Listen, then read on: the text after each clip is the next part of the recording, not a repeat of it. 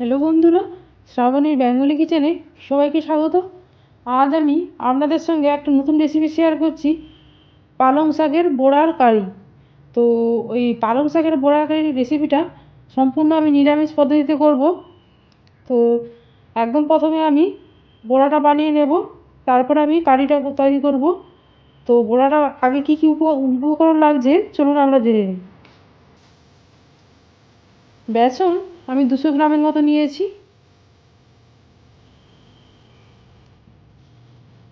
একটা আলুকে আমি খোসা ছাড়িয়ে গ্রেটারের সাহায্যে আমি গ্রেট করে নিয়েছি।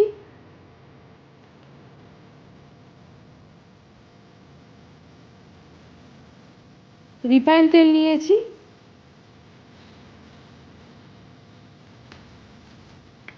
আর পালং শাক নিয়েছি, পালং শাকটাকে একদম মিহি করে কেটেছি।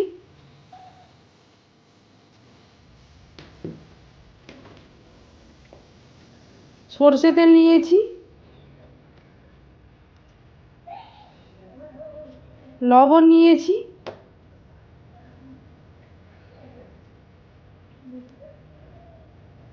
পাঁচ ফোড়ন নিয়েছি,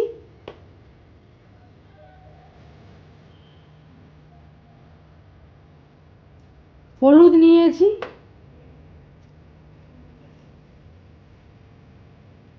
আর কাশ্মীরি লঙ্কার গুঁড়ো নিয়েছি। বেসনের মধ্যে আমি গ্রেট করা আলুটা দিয়ে দিলাম।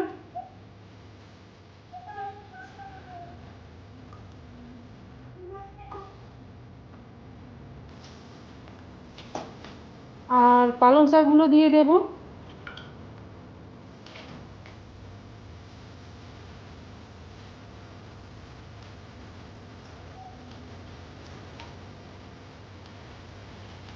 আর কিছু পালং শাক আমি মিক্সিতে পেস্ট করবো গ্রেভির জন্য।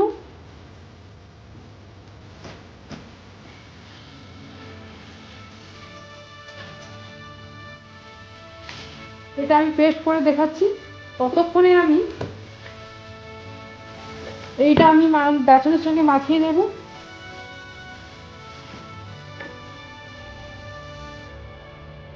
লবণ কম করে দেবো, পালং শাকে লবণটা কম লাগে। 1 চামচের মতো লবণ দিলাম।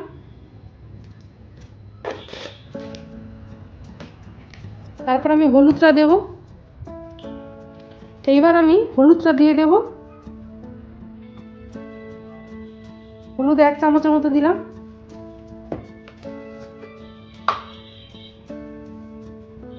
কাশ্মীরি লঙ্কার গুঁড়ো 1 চামচ আর হাফ চামচ দিলাম।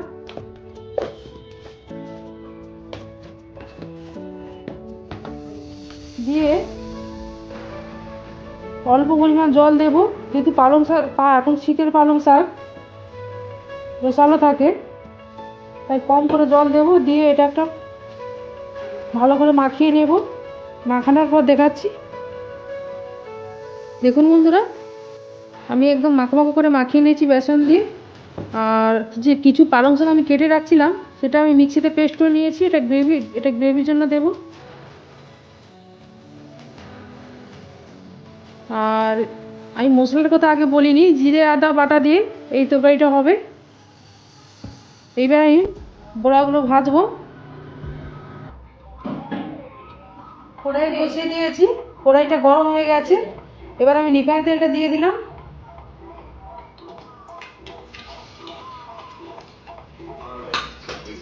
রিফাইন তেলটা গরম হলেই বড়াগুলো আমি গোল গোল করে ছাড়বো।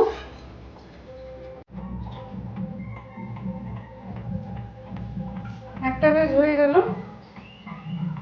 আবার একটা বেশ দিয়ে দিলাম।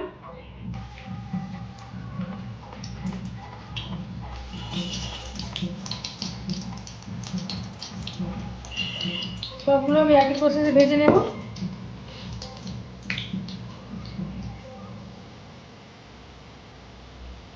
দেখি লাল করে ভাজা হয়ে গেছে, তেল থেকে তুলে নিচ্ছি।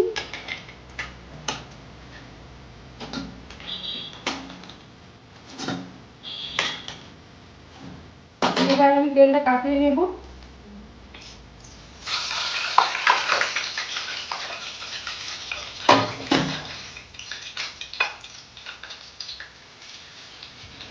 এবার আমি সর্ষে তেলটা দিলাম।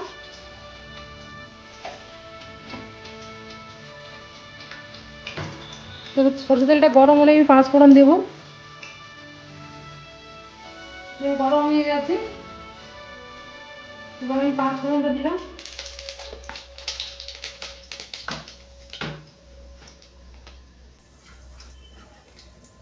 জিরে আদা একসঙ্গে বেটেছিলাম, ওটা আমি দিয়ে দিলাম। দিয়ে একটু নেড়ে নেবো।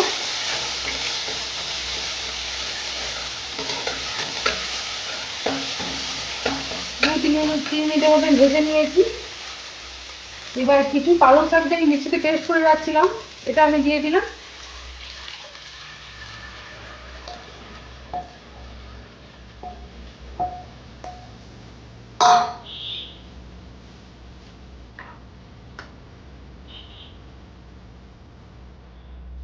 হলুদের গুঁড়ো 1 চামচের মতো দিলাম।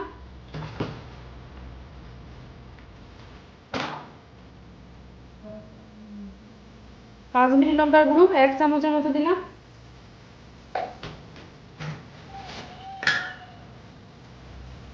আর লবণ 1 চামচের মতো দেবো, বেশি দেবো না, পালং শাকে লবণ কম লাগে। আগে আমি লবণ দিয়েছি। দিয়ে এটাও আমি একটু কষতে থাকবো। ভালো মতো কষা হয়ে গেলে অল্প করে জল দেব। ভালো মতো কষা হয়ে গেছে, এবার আমি জলটা দিয়ে দেব। অল্প পরিমাণ জল দিলাম।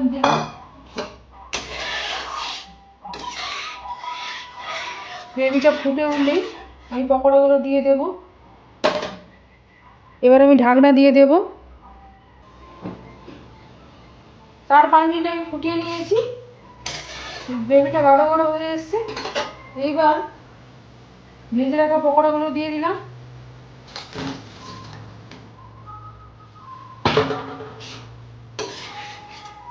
দিয়ে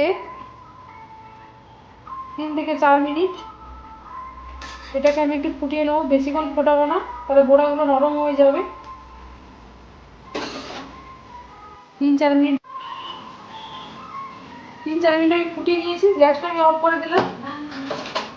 এবার আমি সার্ভ করে নেব। সার্ভ করার পর দেখাচ্ছি।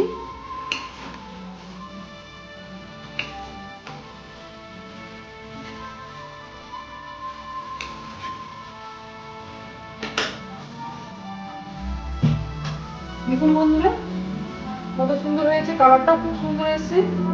আর আপনারা এইভাবে নিরামিষ রান্না করে এই রেসিপিটা করবেন, দেখবেন আপনাদের ভালো লাগবে। আর যদি ভিডিওটা ভালো লেগে থাকে তাহলে লাইক করুন, শেয়ার করুন।